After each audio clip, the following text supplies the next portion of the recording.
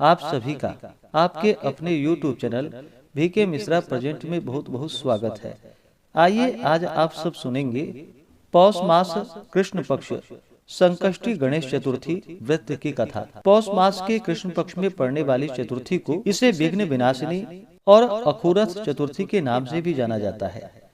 जो भी भक्त सच्ची श्रद्धा के साथ नियम और निष्ठा के साथ पौष मास के कृष्ण पक्ष की संकष्टी गणेश चतुर्थी का व्रत करते हैं तो इस व्रत के प्रभाव से सभी प्रकार के विपदाएं दूर हो जाती है, सभी प्रकार के संकटों का नाश होता है तथा भगवान गणेश जी की कृपा से सभी प्रकार के सुख और समृद्धि की प्राप्ति होती है। प्रत्येक माह के कृष्ण पक्ष और शुक्ल पक्ष की चतुर्थी तिथि के दिन भगवान गणेश जी की कृपा प्राप्ति के लिए व्रत को धारण किया जाता है। कृष्ण पक्ष में पड़ने वाली चतुर्थी को संकष्टी चतुर्थी और शुक्ल पक्ष में पड़ने वाली चतुर्थी को विनायक चतुर्थी के नाम से जाना जाता है। इस दिन भर उपवास रहते हुए विशेष प्रकार से चंद्रोदय के समय में भगवान गणेश जी का चौथ माता का पूजन करना चाहिए और फिर चंद्र देवता को अर्घ्य प्रदान करके गंध पुष्प धूप दीप आदि से पूजन करके इसके बाद व्रत पूर्ण माना जाता है। तो आइए सुनते हैं पौष मास कृष्ण पक्ष की संकष्टी गणेश चतुर्थी व्रत की कथा। तो बोलिए प्रेम से भगवान गणेश की जय,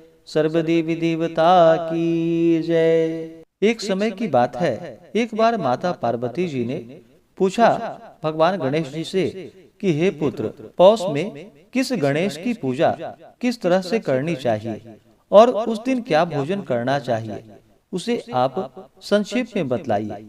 श्री गणेश जी ने कहा कि हे महादेवी, पौष मास की चतुर्थी विघ्न नाशिनी होती है। उसमें लंबोदर नामक गणेश की पूजा करके भोजन के रूप में केवल गोमूत्र ही पीना चाहिए। व्रती को पूर्वोक्त विधि से पूजन करना चाहिए, अर्थात दिन भर शांत भाव से निराहार रहकर व्रत करे, दिन में न सोए, ब्रह्मचर्य का पालन करे, रात्रि में पूजन के बाद ब्राह्मण भोजन करावे, दुग्ध निर्मित खीर में शुद्ध घी मिलाकर गणपति मंत्र से हवन करे और वह शासक को भी अपने वशीभूत कर सकता है। इस संबंध में हम आपको एक प्राचीन कथा सुनाते हैं। एक बार रावण ने सभी देवताओं को जीतकर मदांध हो संध्या कर रहे बाली को पीछे से जाकर पकड़ लिया। बलशाली बाली रावण को अपनी काख में दबाए हुए आकाश मार्ग द्वारा किष्किंधा नगरी पहुंचा और इस बंदी रावण को अपने पुत्र अंगद के लिए खिलौने के रूप में दे दिया।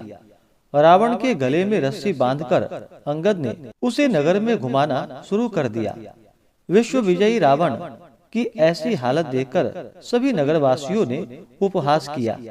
जनता कहने लगी, अरे देखो तो सही, यह विश्व विजयी रावण आज राजकुमार द्वारा सड़कों पर घुमाया जा रहा है। पूर्ववासियों की बात से रावण को बहुत ही लज्जित होना पड़ा। उसका दर्प चूर हो गया। उसने अपने पितामह पुलस्त मुनि का स्मरण किया।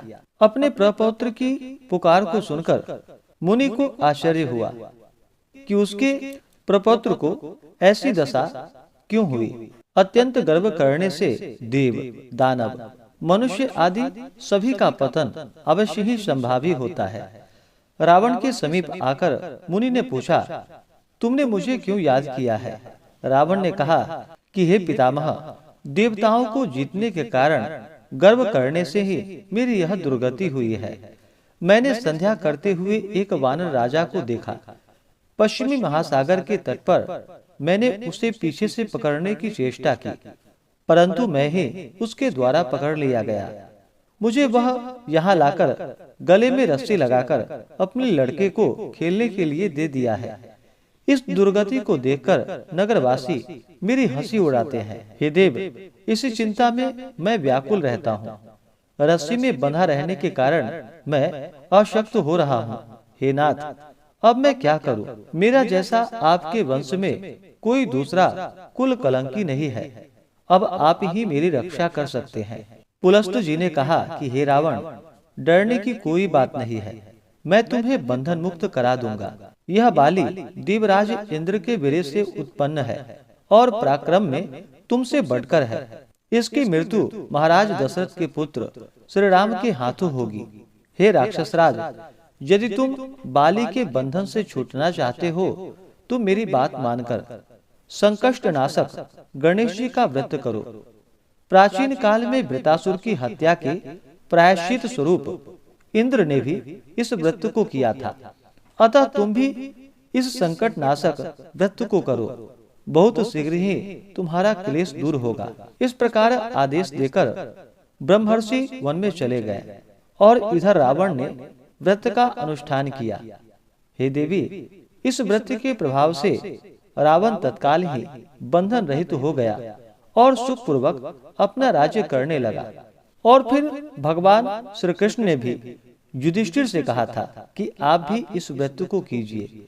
इस व्रत के प्रभाव से समर में समस्त शत्रुओं का संहार करके आप अपने उत्तम राज्य को प्राप्त करेंगे।